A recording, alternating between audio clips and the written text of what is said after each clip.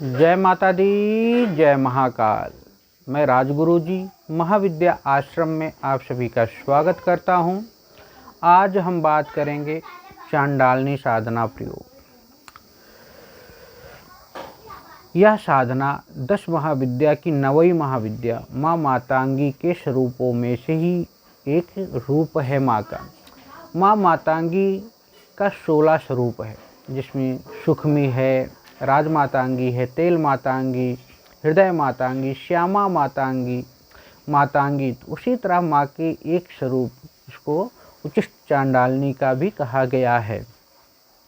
यह साधना अद्भुत है, रहस्यमयी है। कुछ लोग चांडालनी नाम सुन के सोचेंगे कि यह किसी राक्षसी या पिशाची साधना है या शमशानी साधना है। ऐसा नहीं है। यह एक उचिष्ट चांडालनी जो मातंगी का ही एक स्वरूप है। इस साधना को अगर हम अपने जीवन में एक बार सिद्ध कर लें और सिद्ध हो जाने के बाद हम समस्त प्रकार की डामरतंत्र से संबंधित जो भी शक्तियां हैं, भूत प्रेत डाकनी शाकनी ब्रह्म पिचास जिन जिन्नात जैसी शक्तियों को हम अपने वश में कर सकते हैं। हम अप्सरा है, योगिनी है, यक्षिणी है, परी है, शहजाद है, वीर है, इन जैसी शक्तियों को भी प्रत्यक्षीकरण करके हम इनको अपने वश में करके इनसे मनचाहा वर्क, मनचाहा अपनी मनोकामना की पूर्ति करा सकते हैं।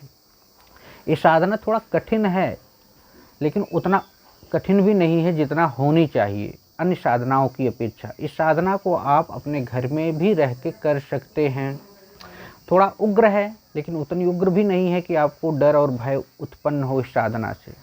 तो इस साधना को करने के बाद किसी भी प्रकार की आपकी मनोकामना हो, आप उसे पूरा कर सकते हैं। किसी भी प्रकार की शक्ति का, जो निम्न प्रकार की शक्तियां हैं, उनका आवाहन करना हो तो आप उनका आवाहन करके अपने सामने प्रकट कर सकते हैं। ये साधना एक बार सिद्ध हो जाने के बाद उचिष्ट चांडालनी जो है 10 महाविद्या की 9वीं महाविद्या है। आप इसे चांडाल योग में मत रखिएगा, पिचासी या पैचासी साधनाओं में या शमशानी वसानी साधनाओं में। यह उच्च क्लास की साधना, क्योंकि यह महाविद्या है। महाविद्या मातंगी का ही एक स्वरूप है। तो बहुत ही अद्भुत साधना है, रहस्यमय साधना है। इस साधना से आप चाहे स्त्री हो या पुरुष हो या इतर योनियाँ हों या डामरतंत्र से संबंधित जो मैंने अभी बताया है, छाया शक्तियाँ हों, आप इन सब का वशीकरण कर सकते हैं। इनको अपने पास बुला सकते हैं वश में कर। और साथ ही साथ जैसे अप्सरा, रंभा, उर्वशी, मेनका या यक्षिणी जैसी शक्तियों को भी आप, परी जैसी शक्तियों को भी आप स्तंभन करके या उनका वशीकरण करके अपनी मनोकामनाओं की पूर्ति इनसे करा सकते हैं। इस साधना के माध्यम से तो मैंने बता ही दिया कि भूत प्रेत को वश में कर सकते हैं आप और उन पर नियंत्रण कर सकते हैं आप। इस साधना को सिद्ध करने के लिए सबसे बड़ी बात है कि आपके पास एक उचिष्ट चांडालनी यंत्र होना चाहिए, गुटिका होना चाहिए और माला होनी चाहिए। लाल हकीक की माला इसमें चलती है। इसमें वस्त्र भी लाल होगा, आसन भी लाल होगा। सबसे पहले क्या करना है आपको, लाल वस्त्र किसी चौकी पे बिछाकर उस पे प्राण प्रतिष्ठित मंत्र सिद्ध चैतन्य संकल्पित चांडाल उचिष्ट चांडालनी यंत्र को स्थापित कर देना है। चावल और तिल की ढेरी बना के उस पे एक गणेश, एक भैरव के रूप में 2 सुपारी को स्थापित कर देना है। स्थापित कर देने के बाद इनको 5 ढंग से पूजन करें। धूप दीप जो भी फल फूल जो है वो उनको चढ़ा दीजिए। ये सब चढ़ा देने के बाद इनके गणेश का जो मंत्र है, एक ओम वक्र टुंडाय हुम, इसकी एक माला मंत्र का जाप करिए। उसके बाद ओम हुम ब्रह्म हुम मातंग भैरवाय नमः, क्योंकि इनके भैरव जो है मतंग हैं, तो उनकी एक माला का जाप करके हाथ में जल ले लीजिए। अक्षत लेके अपनी संकल्प कीजिए कि मैं ये, मेरे पिता का नाम एक गोत्र है, मैं इस साधना को इसलिए संकल्प कर रहा हूँ। हे गुरुदेव, हे भैरव, हे मेरे कुल देवता, हे मेरे ग्राम देवता दिक्पाल, आप मेरी मनोकामनाओं की पूर्ति कीजिए और इस साधना में सफलता प्रदान करने का आशीर्वाद दीजिए।